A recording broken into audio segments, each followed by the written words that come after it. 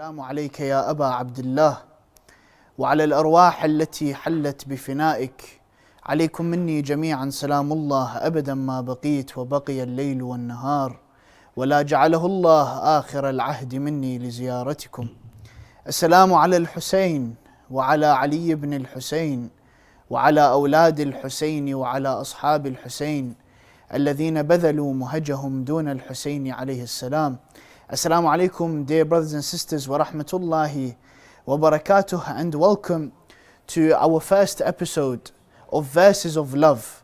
First of all, I would like to offer my sincere condolences to the Imam of our time, Sahib al-Asr wa Zaman, Ajjalallah ta'ala farajahu al-Sharif, and to the ulama and scholars out there who are working tirelessly day and night to preserve the sciences of Ahlul Bayt and to study it and bring it out there for the guidance of mankind, and also to the Ummah, to the Shia, to the lovers of Ahlul Bayt, and to you both on the nights and days and the time of the mourning and sorrows of Muharram and Imam Hussein alayhi salam. We come to think about one of the main pillars of Islam, which is Al-Amr bil-Ma'ruf wa-Nahy anil Munkar. As you said, everything you see in Islam, Amr bil-Ma'ruf wa-Nahy anil Munkar is with it. Is before it, with it, and after it. In every walks of life, whether it's Salah, Sawm, in all acts of worship, in all ibadat, you will find that Amr bil-Ma'ruf, which is enjoining the good, guiding people towards the right path, and forbidding the evil. And of course, it's a very wide topic, very big topic. Yani it falls, this big category falls into every walk of life that you can think of. And again, there are hundreds of verses in the Holy Quran that come speak about Al-Amr bil-Ma'ruf wa Tanhawna an-Nahy al-Munkar. The very famous verse in the Holy Quran, Kuntum khayra ummatin ukhrijat lin-nas, saying to the Ummah of the Holy Prophet, to the Islamic nation, once upon a time, Kuntum, fa'il madi, Kuntum khayra ummatin ukhrijat lin-nas. So why does Allah subhanahu wa ta'ala say you still are? Because Rasulullah on the day of Ghadir says, Al-Yawm akmaltu lakum deenakum. Allah subhanahu wa ta'ala reveals this verse upon the Holy Prophet of Islam. And Rasulullah says it, conveys it to the people, that Allah subhanahu wa ta'ala has completed the religion for you. So anyone that follows this religion must be on the right path. So this kuntum khayra ummatin should be continuous. That you, as long as you follow Islam and the full teachings of Islam and the wilayah of Amir al-Mu'mineen, this should lead you to be the best of nations. But then Allah subhanahu wa ta'ala continues in saying, كنتم خير أمة أخرجت للناس تأمرون بالمعروف وتنهون عن المنكر. So as long as you are enjoining the good and forbidding the evil, you will be the best of nations. But when will you lack to be the best of nations? Is that day that you stop enjoining the good and forbidding the evil. We take the stories in the Holy Quran, and the Holy Quran is full of stories. We take Bani Israel, for example, that these individuals, as long as they were following Nabi Musa, Prophet Musa alayhi salam, ala nabina wa alayhi salam, they were on the right path. But as long as they stopped following Prophet Musa alayhi salam and started following a Samiri, which they knew that he will lead them to the path of deviation. But this is the nature of mankind.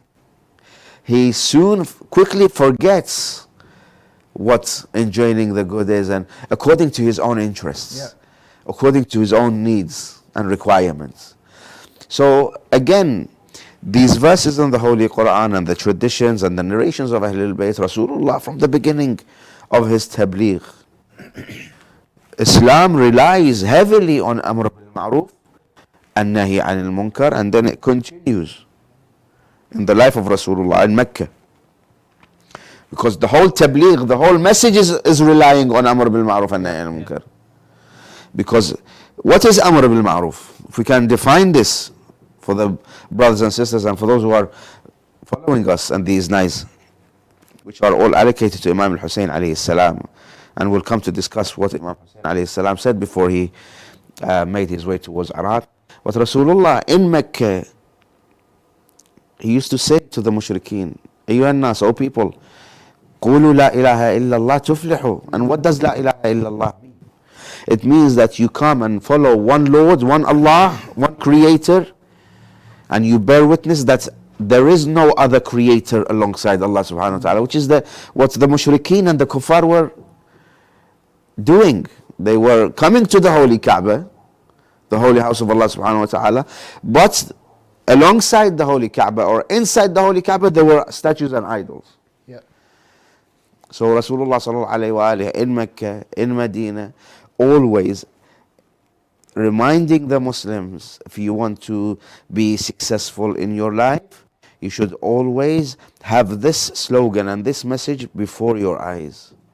Wherever it is, you at home, with your partner, with your children, with your siblings, with your father and your mother, with the wider community, the important part that puts you on the right path always, which is the steering wheel for your religion, is Amr bil Ma'ruf and Nahi anil Munkar. But saying all of these, there are certain rules and regulations for you want to come and implement Amr bil Ma'ruf and Nahi anil Munkar. Because there were individuals, for example, if I can give you this narration, Rasulullah sallallahu alayhi wa sallam says to Ali, Ya Ali, Amir al-Mu'minin, the commander of the believers, salawatullahi wa salamu alayhi, Ya Ali, li an yahdi Allahu bika rajulan wahidan, khayrun mimma tala'at alayhi al-shams aw gharubat. Oh Ali, if Allah subhanahu wa ta'ala supports and helps you to guide one of his creations towards the right path, it is better than what the sun shines upon of all the creations of Allah subhanahu wa ta'ala. But then one of the Arabians sitting there, and he heard this narration from Rasulullah sallallahu alayhi wa sallam. He says, well, if I can guide one person towards Islam, Allah subhanahu wa ta'ala is going to reward me with the heavens and the paradise. So what does he do? He goes and takes a stick, which is known as the durra.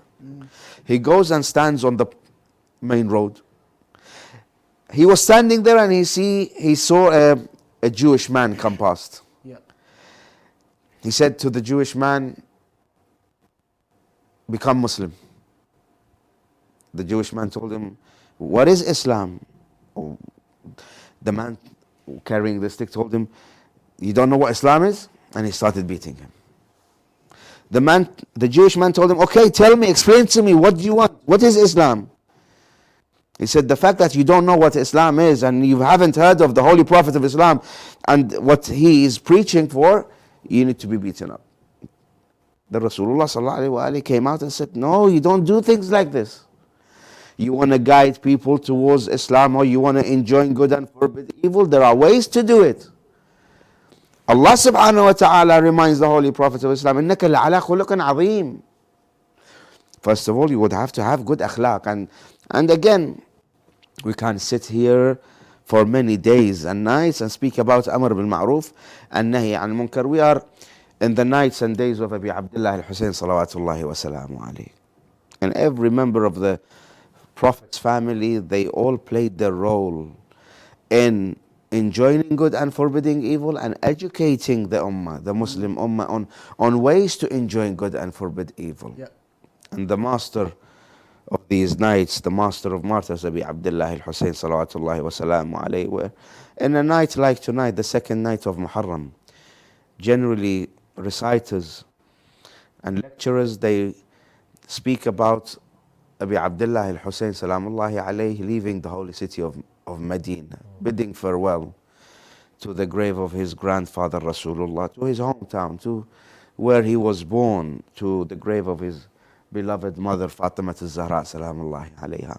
But what sticks out is that when Al-Imam al-Hussein, Abi Abdullah al-Hussein salamullahi alayhi comes, he stands by the grave of his grandfather Rasulullah sallallahu alayhi wa alihi wa sallam, and he prays to Allah subhanahu wa ta'ala. Now if I can read parts of the supplication of Abi Abdullah al-Hussein, he says, Allahumma, this is Imam al-Hussein in the final hours Brothers and sisters, Imam al-Hussein, it's not easy for anyone to leave their homeland. You've lived there, your parents lived there, you've got memories there, your ancestors, your mother, your grandfather are buried there.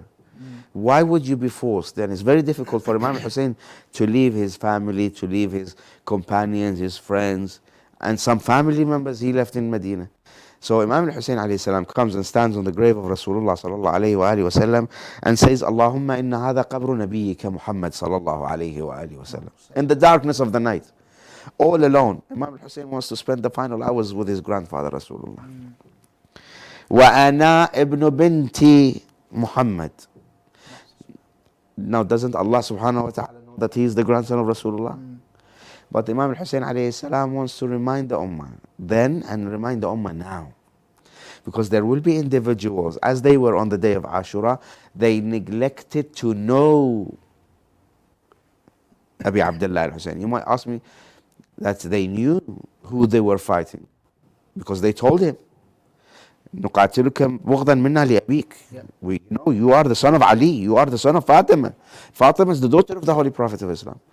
But Imam al-Hussein alayhi salam wants to remind the ummah that I am the son of the one that came and guided you towards the right path.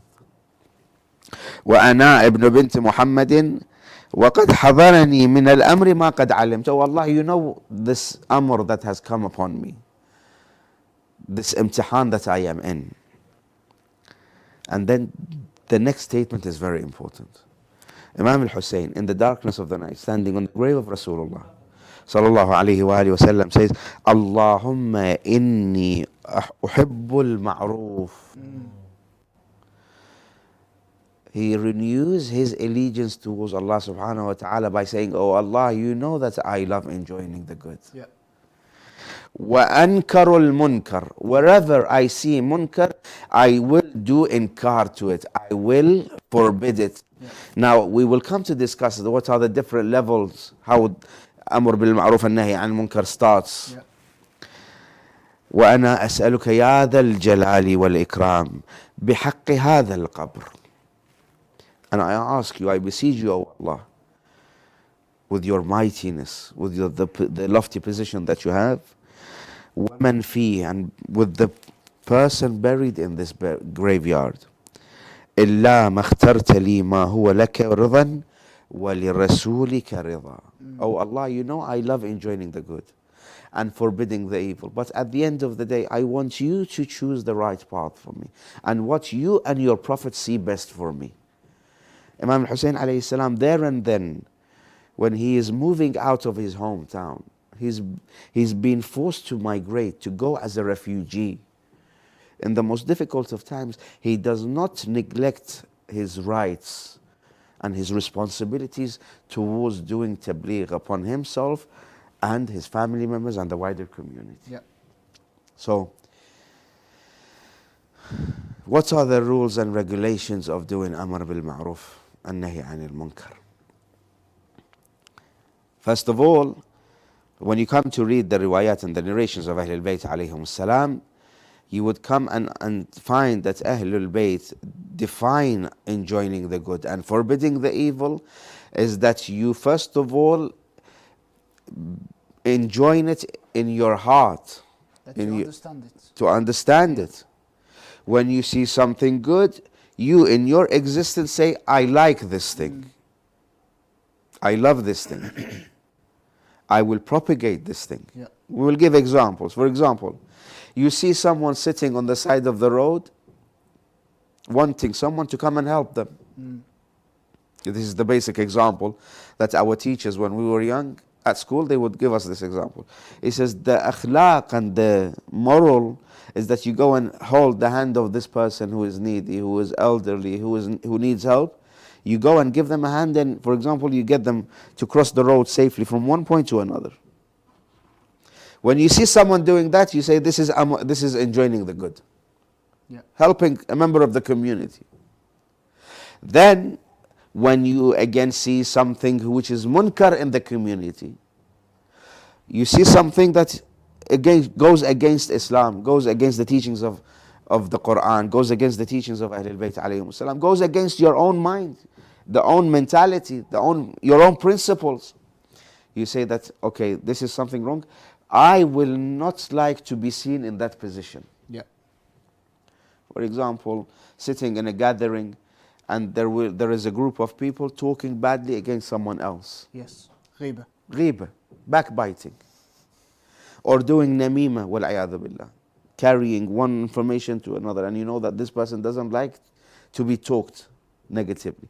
So here you do inkar, you go against what you see in your heart and in your mind, and then Islam and Ahlul Bayt come and tell you, if you want to enjoy good, you see something. First of all, brothers and sisters, and this goes to myself, I speak about myself, and then I, inshallah, want to narrate to you the narrations of Ahlul Bayt.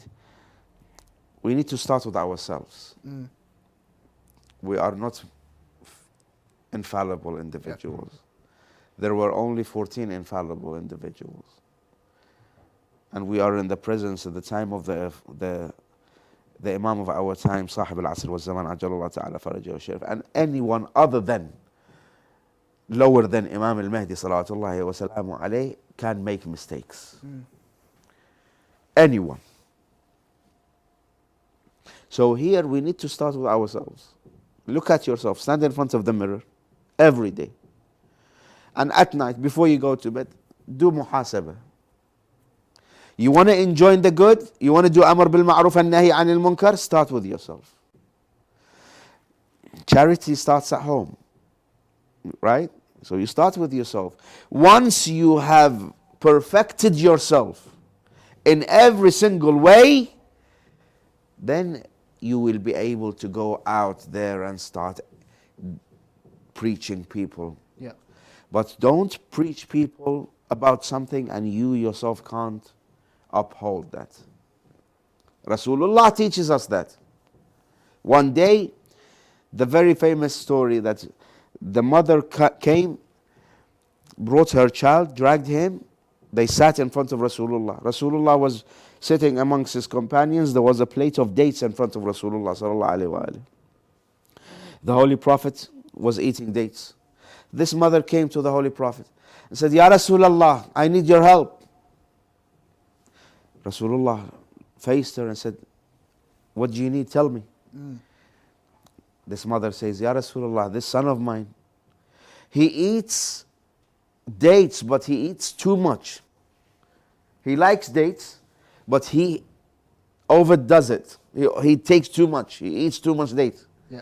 Because Rasulullah had the plate of dates in front of him and he was eating dates, he did not say anything at that time. He said, Inshallah khair, I will pray for him. The lady took her son and went. The second day, Rasulullah was told the same thing. He didn't, because Rasulullah again was eating dates. The third day she came, this time Rasulullah wasn't eating dates. And then Rasulullah spoke to the young man and advised him. He said to him, you want to eat dates? Eat dates. I love dates. And I eat dates. But لا إفراط ولا تفريط. يعني something in the middle. Yeah. يعني not too much and not too little. Yeah. Then the lady asked Rasulullah, Ya Rasulullah, I've been coming to you for the past 2 days as well. How come you decided to speak on the third day and you didn't say anything on the first day? Rasulullah sallallahu alayhi wa sallam, this is where he teaches amr bil ma'ruf and nahi anil munkar, and the style and the way we have to do amr bil ma'ruf. He said, because I myself was eating dates. I can't come and tell someone else not to eat dates.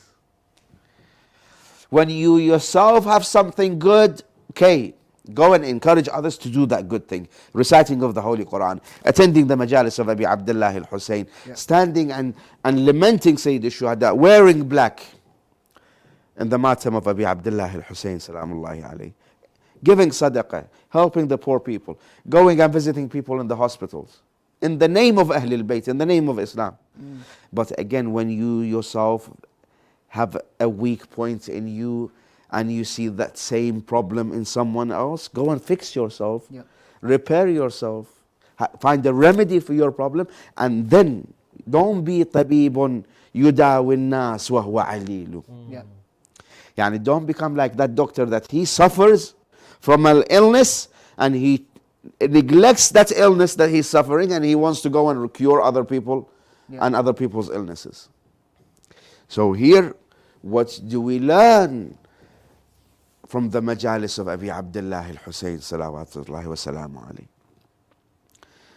When Imam al-Hussein salawatullahi alayhi comes and starts making his way, he gives a sermon.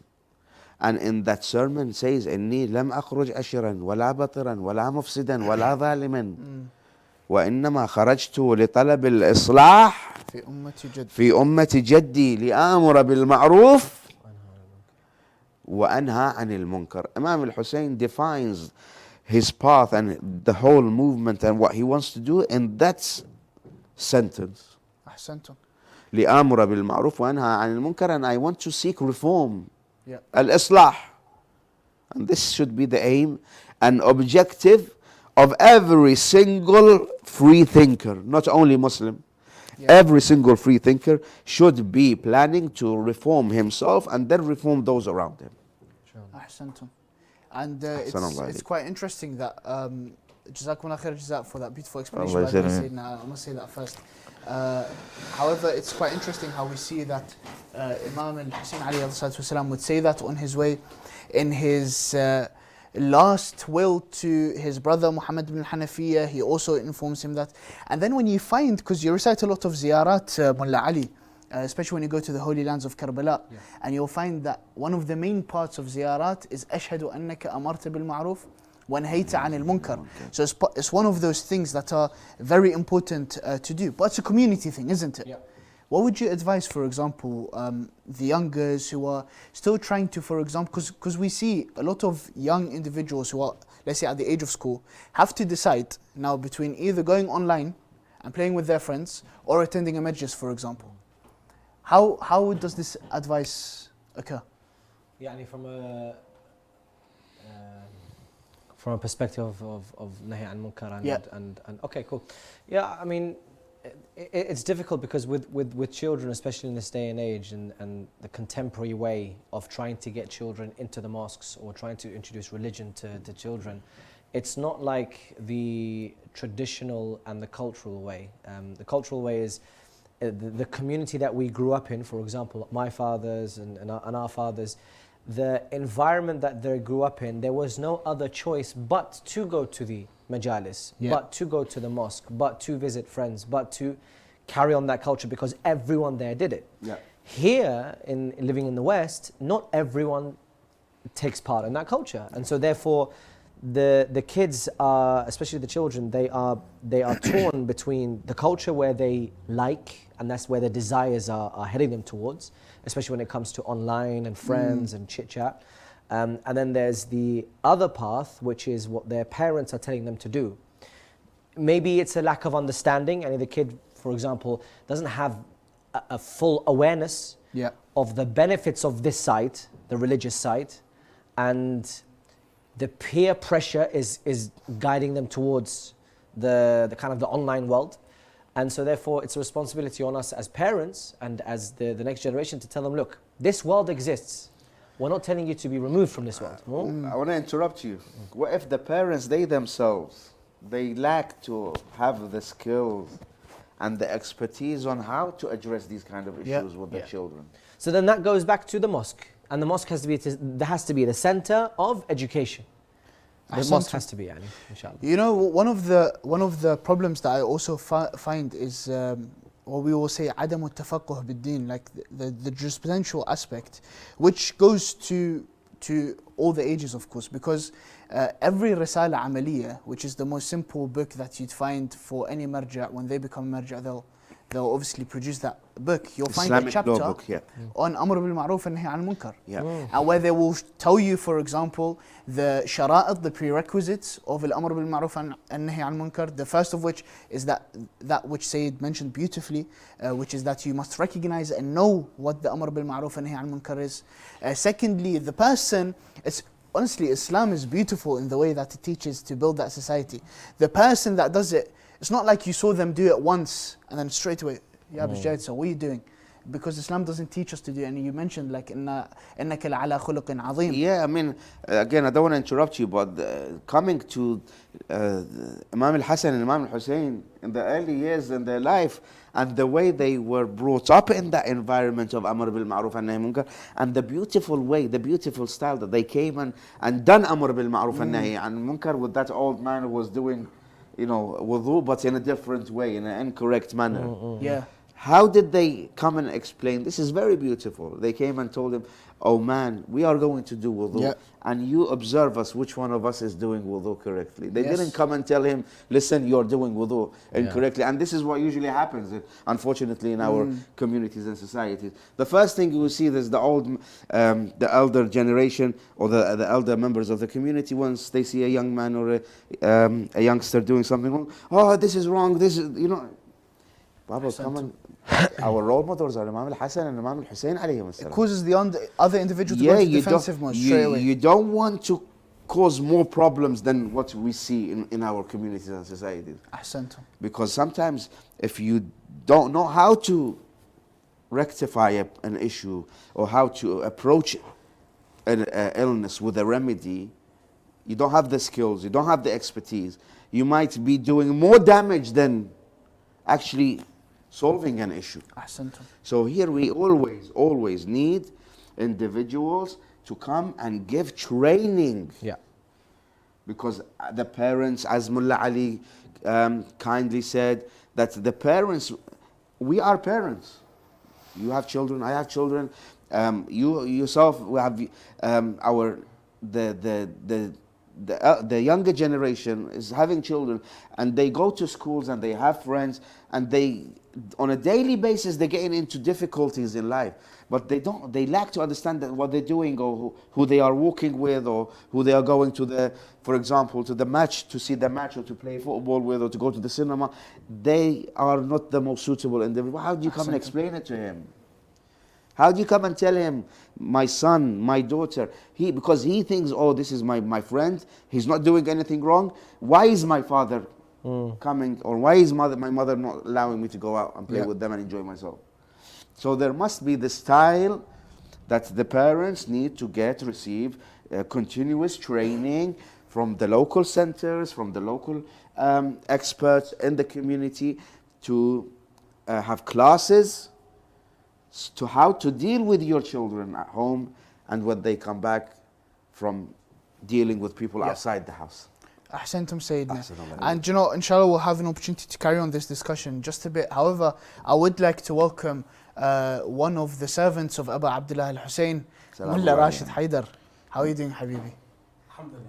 Yeah, okay, inshallah. Of course, inshallah. I mean, the brothers and sisters that might be following us from United States or Canada, maybe it's still early for them, but they might not know that the sincere servants sitting by my side, they have come back from observing, 2 or 3 other majalis. So bear with us. Yani, if you see Mulla Rashid or Mulla Ali or Sheikh Ibrahim, mashallah, they all have majalis going on during the day. So I ask Allah subhanahu wa ta'ala to reward them and to give them, inshallah, this energy. And we want to enlighten the atmosphere here and at home with our lovely brothers and sisters with salawat ala Muhammad wa ali Muhammad. Allahumma salli ala Muhammad wa ali Muhammad. Ahsantum Sayyidina. Inshallah, the blessings of your du'as. Mulla Rashid, tafadhal. Bismillah. Ya Allah. Ya Allah, salli ala Muhammad wa ali Muhammad. Allahumma salli ala Muhammad wa ali Muhammad. I will always be with you at your side. I'll be with you during your final stride. I will always be with you at your side.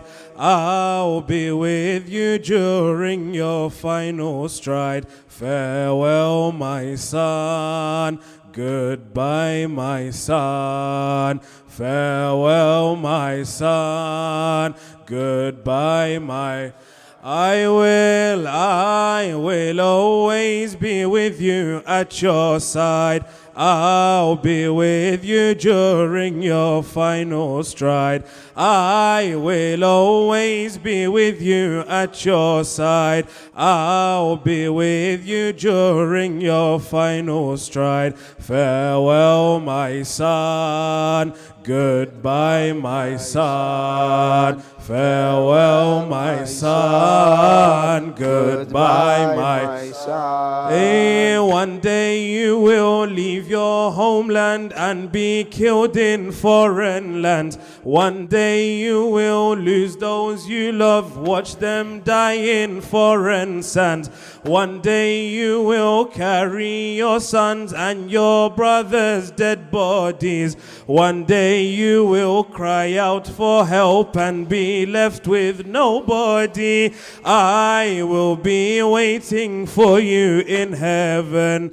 I will show my Father your oppression. I will be waiting for you in heaven. I will show my Father your oppression. In the court of Allah I'll show. In the court of Allah I'll show. I will always be with you at your side. I'll be with you during your final stride. I will always be with you at your side. I'll be with you during your final stride. Farewell, my son. Goodbye, my son. Farewell, my son. Goodbye, my son. Hey, my son, I feel sadness when you come to me and you're thirsty. Father told me you will die with no water and be lonely. On the plains of Karbala,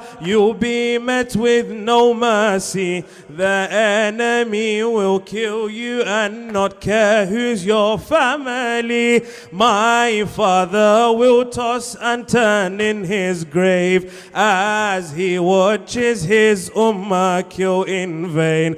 My father will toss and turn in his grave as he watches his ummah kill in vain. The master of heaven is slain. The master of heaven is slain. I will always be with you at your side. I'll be with you during your I will always be with you at your side. I'll be with you during your final stride. Farewell, my son. Goodbye, my son. Farewell, my son. Goodbye, my son. Oh Hussein, if I was present, I would tend to all your wounds. Oh Hussein, if I was present, I would tend to your ribs bruise. Oh Hussein, if I was present, I would bring you some water. Oh Hussein, if I was present, I would prevent your slaughter. I would remind them who's your grandfather. I would not let them capture my daughter. I would remind them who's your grandfather. I would not let them capture my daughter. My precious son, I fear for you. My precious son, I fear for you. I will always be with you at your side. I'll be with you during your final stride. I will always be with you at your side. I'll be with you during your final stride. Farewell, my son. Goodbye, my son. Farewell, my son. Goodbye, my son. My son, you will watch as they will kill your nephew in battle. Qasim will be killed when he is distracted by his saddle. My son, you will watch as they will kill your baby with arrows. Asghar's neck will be a target of Hurmala's 3 arrows. Aoun and Muhammad will not be mourned by your sister as she weeps others goodbye. Aoun and Muhammad will not be mourned by your sister as she weeps others goodbye. Zainab will cry, Akbar goodbye. Zainab will cry, Akbar goodbye. I will always be with you at your side. I'll be with you during your final stride. I will always be with you at your side. I'll be with you during your final stride. Farewell, my son. Goodbye, my son. Farewell, my son. Goodbye, my son. I will always be with you at your side. I'll be with you during your I will always be with you at your side. I'll be with you during your final stride. Farewell, my son. Goodbye, my son. Farewell, my son. Goodbye, my son. Sallu ala Muhammad wa ali Muhammad. اللهم صل على محمد وآل محمد. أحسن. Can we know who the poet is for this poem? Sayyid Naya. Sayyid Naya. May Allah subhanahu wa ta'ala bless him to always write beautiful poetry like this. Absolutely beautiful poem. What did you think, Mulla Ali? Well, it was really, really nice. I love the description. I love the last verse actually when it comes to Sayyidah Zainab alayhi salam, when she can't mourn her sons, Aoun and Muhammad. Instead, she's busy saying goodbye to the rest of her family. And actually, that's quite befitting of Sayyidah Zainab, who put her needs and her desires, her emotions to one side, especially when it comes to the responsibility that she had for Abu Abdullah al-Hussein. Which is quite amazing to see in that poetry. Well done. Jazakallah khair, Mulla Rashid. Absolutely beautiful. May Allah subhanahu wa ta'ala always bless you to serve Imam Hussein alayhi salatu wassalam. Ilahi ameen. Tonight we're actually talking about enjoining good and forbidding from evil. And its importance in community work. The fact that Imam Hussein, one of the main purposes the main purpose that he described, that he left, is to enjoin good and forbid from evil. And we mentioned how we always mention this in ziyarat, and how this act in itself is an establishment for all other acts. Of course, it is sometimes difficult to enjoin good and forbid evil in countries like this. But inshallah, you are of the believing brothers and of the role models to the youth. What message do you have? What can you say on this subject? I think, to be fair, it's just kind of remembering why we're doing what we're doing, remembering why we're serving. And I think, obviously, when you look at that bigger picture, then you understand that, we're only just doing khidmah. And that once you obviously remember what's happened, obviously, in Karbala and so on and so forth, and that sacrifice that Imam Hussein made, then I think that really does put you in a good line. Ahsant, Jazakallah khair. Sayyidina, we were talking about the different requirements, the prerequisites of Amr bil Ma'ruf and Nahy al Munkar.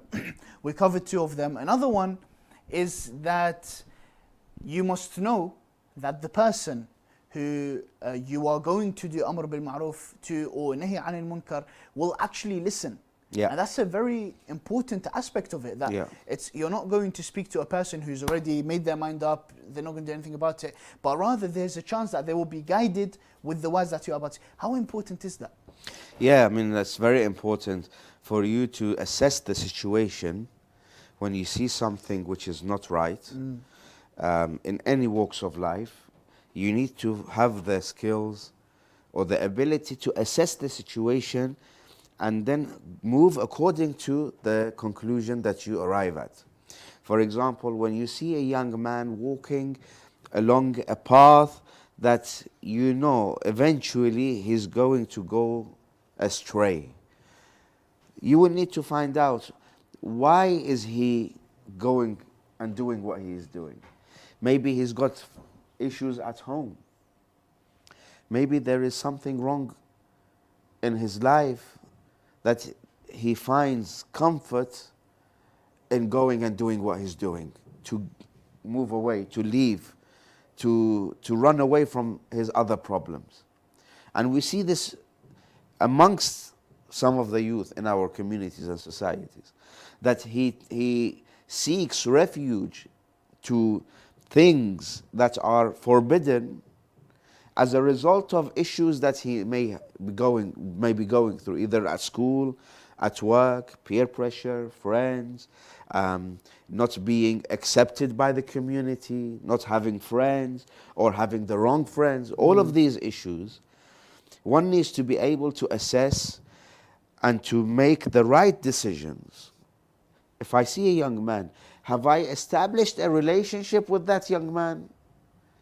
Or in terms of the elders, the women in our community, which are, individuals who want to do Amr bil Ma'ruf and Nahy anil Munkar. You see a young lady who is maybe engaged in doing something, or not happy about something. Do I have a relationship? I mean, I can't just go and walk up to someone and he doesn't know me and I don't know him, and I haven't spent time with him. I don't know what he's going through, what he likes, what he doesn't like, and just go up to him and say, listen, you're doing this wrong. He will face me and say, who are you? Who are you? Why? Yeah. It's none of your business. So it is very important for the elders in the community, for the role models, for the speakers, the lecturers, the scholars, the young role models in the community, to have a good relationship with every, or with the majority of the community members. Rasulullah sallallahu alaihi wasallam, one of the best moral lessons that we can learn from Rasulullah and Ahlul Bayt alayhi salam is that when they used to pass through the marketplace or go into the masjid, anyone that they used to pass through, they used to say salam to. Yeah. This is the first step to establishing a relationship, that maybe one day he might need my help, or I will need his help. I've already established a base for me to approach him and speak to him, because there is always this force that is existence in every single one of us. And I want to be able to approach you at times of difficulty. I want to extend my helping hand towards you, but because I haven't established this friendship with you, I haven't said salam to you when I see you in the center, when I see you out on the road. Just say salam. Salam, my brother, how are you? How is things? Just ask about them. So next time you see him in a difficult situation and you want to approach him, you won't think twice. Say, oh, okay, I haven't spoken to him, or I haven't said hi to him. When he sees me or I see him, he's not going to accept from me. That's one of the first thing that we need to think about. The second thing is that, will he accept from me if I approach him? Maybe he's going to feel shy. Maybe he doesn't want anyone to know about it. Especially there are youth in the community, there are young men, young women, young ladies. They are they have habits. They're going through difficult times. They're engaging in things. They need help. Yeah. But first of all, they are shy. They are afraid. They're scared to approach someone. And the second of all is that he doesn't want people to know about, for example, some of the issues that he's going through. Yeah. So here, it is difficult. I'm not saying it's not difficult for the leaders of the community, for the leaders of the youth, for individuals like you and me and Mulla Ali. When we see a youngster or an individual in the center or outside the center that is experiencing some difficulties in life, we need to be able to be knowledgeable about how Ahlul Bayt alayhim as-salam, they themselves gave us solutions on how to approach these kind of situations. Yeah. Or go back to the Holy Quran and see how Allah subhanahu wa ta'ala gives us lessons on how to approach. Allah subhanahu wa ta'ala says to Rasulullah, Ya Rasulullah, وَإِن كُنْتَ فَضًّا غَلِيظَ الْقَلْبِ لَنْفَضُّوا مِنْ حَوْلِكَ. Yeah. Now, if you was going to deal with them in a most aggressive manner, they will leave you, they won't listen to you, they won't take your advice. How many individuals do we have that they take the role of a preacher or a scholar or a advisor in the community, and we see they themselves, they lack in some areas. No, you won't be able to go and listen to him because you say, you yourself, you've got a problem. Yeah. You yourself are suffering from issues. So I'm not going to come and take my lessons and my lifestyle from you because you yourself are not obeying your own morals and what you adhere to. Ahsantum. Jazakumullah khair, Sayyidina. Actually, the subject of enjoining good and forbidding from evil, beautiful in the Quran. It talks about multiple verses, as you mentioned. Believing men and believing women are comrades of one another. يأمرون بالمعروف وينهون عن المنكر. أحسنت. Enjoin good and they forbid from evil, and they establish prayer, etc. And then another verse would say أقم الصلاة وأمر بالمعروف. So establish prayer, and you see that we say there's tafawut between the two orders, which means that they are of similar importance as well. And Abu Abdullah al-Hussein alayhi salam came out for this purpose, and he came out to enjoin good and forbid evil. Allah subhanahu wa ta'ala in the Holy Quran says to Rasulullah, يزكيهم ويعلمهم. First you need to educate them, and then you teach them the teachings and the acts of worship. Ahsantum. And we can see that the way that Abu Abdullah al-Hussein came out was for nothing but islah. However, instead they would lift his head on a spear, ajarakumullah, and instead they would attack the women, they would attack the tents. And the poet beautifully mentions, as the men, the horsemen would come forward to the tents, زحف لينا يا ابويا الجيش وانساب ولا ظل شرف عد القوم وانساب ولا انساب ولا انساب ابويا انشتم وانساب وشبت بالخيم نيران مية هي والله وشبت بالخيم نيران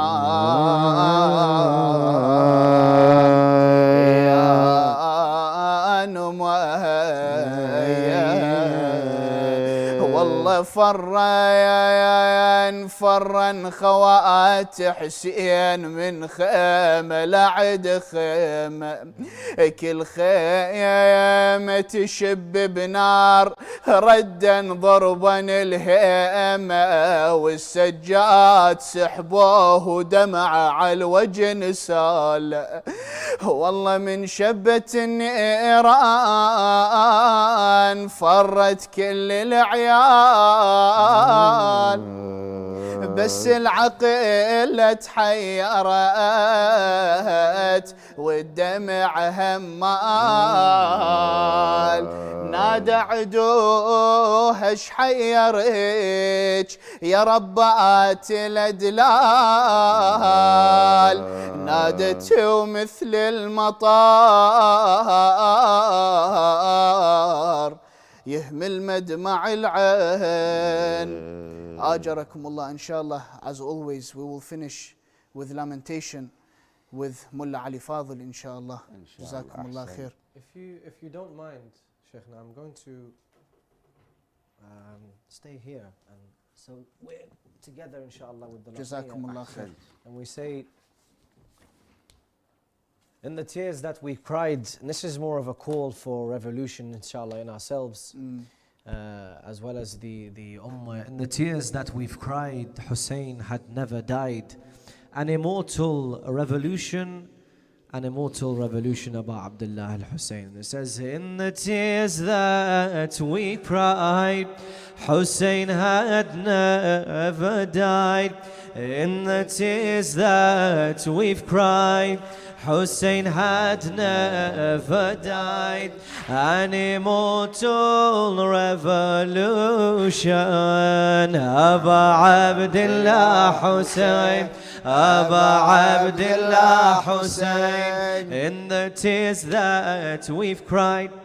Hussein had never died, in the tears that we've cried. Hussein had never died, an immortal revolution. Aba Abdullah Hussein, Aba Abdullah Hussein. Just as the seven skies with the horizon are bound, we are bound to Hussein, and with him our heads we've crowned. If the skies fall toward earth, then catches it the ground. And in the beauty of the skies, Hussein's name we found. We caught him when we fell, and there was no farewell, not by death, by our hearts taken. Aba Abdullah Hussein, not by death, by our hearts taken. Aba Abdullah Hussein. Artists draw beauty with beauty, and beauty appears. When I draw the name of Hussein, I draw it with tears. When I draw the name of Hussein, I draw it with tears.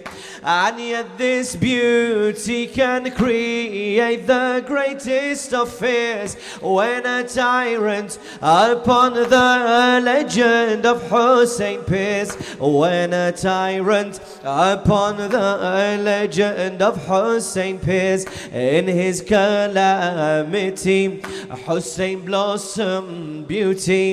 In his calamity Hussein blossomed beauty. A rose that leaves tyrants shaken. Aba Abdullah Hussein, a rose that leaves tyrants shaken. Aba Abdullah Hussein. Hussein conquers hearts, in fact he conquers everything. The heavens saw Hussein, and it made Hussein its king. On a scale nothing's like him, bring me anything. On a scale nothing's like him, bring me anything. Bring me a mountain of gold, and Hussein I will bring. Bring me a mountain of gold, and Hussein I will bring. No one knows of his worth, his murder shook the earth. No one knows of his worth, his murder shook the earth. From him the Lord's throne would open. Aba Abdullah Hussein, for him the Lord's throne would open. Aba Abdullah Hussein. Assalamu alayka ya Aba Abdullah وعلى الأرواح التي حلت بفنائك. عليكم مني جميعا سلام الله أبدا ما بقيت وبقي الليل والنهار، ولا أجعله الله آخر العهد مني لزيارتكم. السلام على الحسين وعلى علي بن الحسين وعلى أولاد الحسين وعلى أصحاب الحسين، خصوصا سيدي ومولاي بالفضل العباس واخته زينب جميعا، ورحمة الله وبركاته. وإلى أرواح المؤمنين والمؤمنات وأرواح الحاضرين والجامعين والمشاهدين، نهدي لهم ثواب صورة المباركة الفاتحة مسبوقة بالصلاة على محمد وآل محمد.